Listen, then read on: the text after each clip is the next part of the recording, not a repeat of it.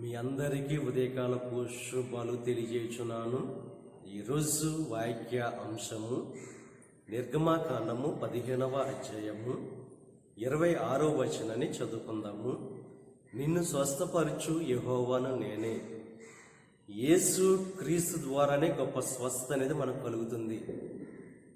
ఆయన మాట శ్రద్ధగా విని ఆయన దృష్టికి న్యాయమైనవి చేసి ఆయన ఆజ్ఞలకు విధేయులుగా ఎప్పుడైతే మనం ఉంటామో ఆ గొప్ప స్వస్థత అనేది మనం పొందుకుంటాం. నయమాను ఎలీషా మాట విని యోర్దాను నదిలో 7 మారులు ఎప్పుడైతే మునిగాడో గొప్ప విడుదల స్వస్థత పొందుకున్నాడు.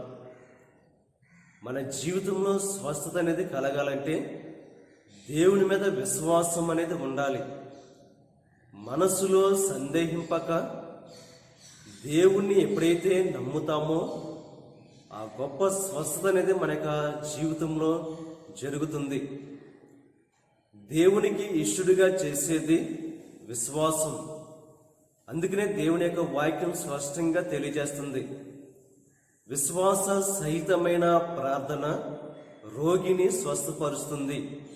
ఈరోజు మీ జీవితంలో ఎటువంటి బలహీనత ఉందో, ఎటువంటి అనారోగ్యం ఉందో దాని నుంచి విడుదల పొందాలంటే దేవుని మీద విశ్వాసం అనేది ఉండాలి. యేసు క్రీస్తు పొందిన దెబ్బల చేత మనకు స్వస్థత అనేది కలుగుతుంది. ఆ యొక్క పరిశుద్ధమైన రక్తము ద్వారానే స్వస్థత అనేది పొందుకోగలం. కనుక యేసు క్రీస్తు మీద ఎప్పుడైతే విశ్వాసం అనేది ఉంటుందో ఆ విశ్వాసము ద్వారా ఆ యొక్క అనారోగ్యం నుంచి విడుదల పొందుకోగలం. కనుక దేవుని మీద విశ్వాసంతో ఈరోజు ప్రార్థనలో ఏకీభవించి మీ జీవితంలో గొప్ప స్వస్థత పొందుకోవలసిందిగా ప్రభు పేరిట మిమ్మల్ని కోరుతున్న దేవుడు ఆ యొక్క స్వస్థత మీ యొక్క జీవితంలో అనుగ్రహించును గాక.